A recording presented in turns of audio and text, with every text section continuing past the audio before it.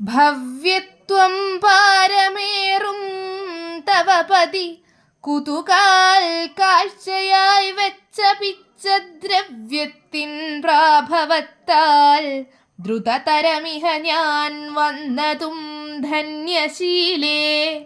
ദ്രവ്യത്തിനില്ല നിങ്ങൾക്കൊരു കുറവിനിമേൽ സൗഖ്യമായി പാർക്ക എന്നാ ദിവ്യത്വം പൂണ്ട തണ്ടാർമിഴി സപതി പറഞ്ഞാൾ മറഞ്ഞാളുടൻ താൻ.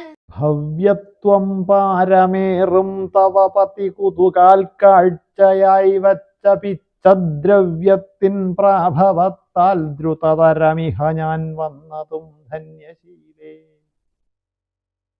കുചേലഗോപാലം എന്ന നാടകം, കൊട്ടാരത്തിൽ ശങ്കുണ്ണി ഐതിഹ്യമാലയൊക്കെ എഴുതിയ കൊട്ടാരത്തിൽ ശങ്കുണ്ണിയുടെ കുചേലഗോപാലം എന്ന നാടകത്തിൽ നിന്നാണ് ഈ ശ്ലോകം എടുത്തിട്ടുള്ളത്.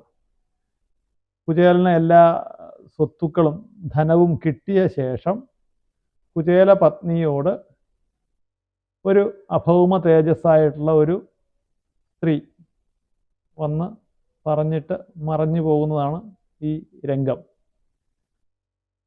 ഭവ്യത്വം പാരമേറും തവപതി കുതുകാൽ കാഴ്ചയായി വെച്ച പിച്ചദ്രവ്യം, പിച്ച എടുത്തുകൊണ്ടുവന്ന ദ്രവ്യമാണ് താങ്കളുടെ പതി, വളരെ ശ്രേഷ്ഠനായ താങ്കളുടെ പതി കൊണ്ടുപോയി കൊടുത്തത്.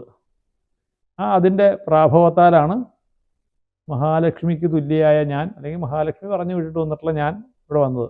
ദ്രവ്യത്തിനില്ല നിങ്ങൾക്കൊരു കുറവിനിമേൽ സൗഖ്യമായി പാർക്ക. നിങ്ങൾക്കിനി ധനത്തിനൊരു കുറവുണ്ടാവില്ല, സുഖമായിട്ട് പാർക്കൂ. എന്നാ ദിവ്യത്വം പൂണ്ട തണ്ടാർമിഴി, സുന്ദരിയായ അഭൗമ തേജസ് സപതി പറഞ്ഞാൾ മറഞ്ഞാൾ ഉടൻ താൻ. ഇതാണ് ശ്ലോകത്തിൻ്റെ അർത്ഥം. പെട്ടെന്ന് പറഞ്ഞിട്ട് ആ ഭൗമ തേജസ് മറഞ്ഞു പോവുകയാണ്. ഇതിനകത്തും ആ ശങ്കുണ്ണിപ്രാസം എന്ന് വിശേഷിപ്പിക്കപ്പെടുന്ന അവസാനത്തെ പറഞ്ഞാൻ മറഞ്ഞാൾ എന്നുള്ള ആ ഒരു പ്രയോഗമുണ്ട്. ശ്ലോകം ഇവിടെ ചൊല്ലിയിട്ടുള്ളത് ഗുരുവായൂർ ശ്രീകൃഷ്ണ കോളേജിലെ വിദ്യാർത്ഥിനി അനശ്വരയാണ്, പാലക്കാട് സ്വദേശി.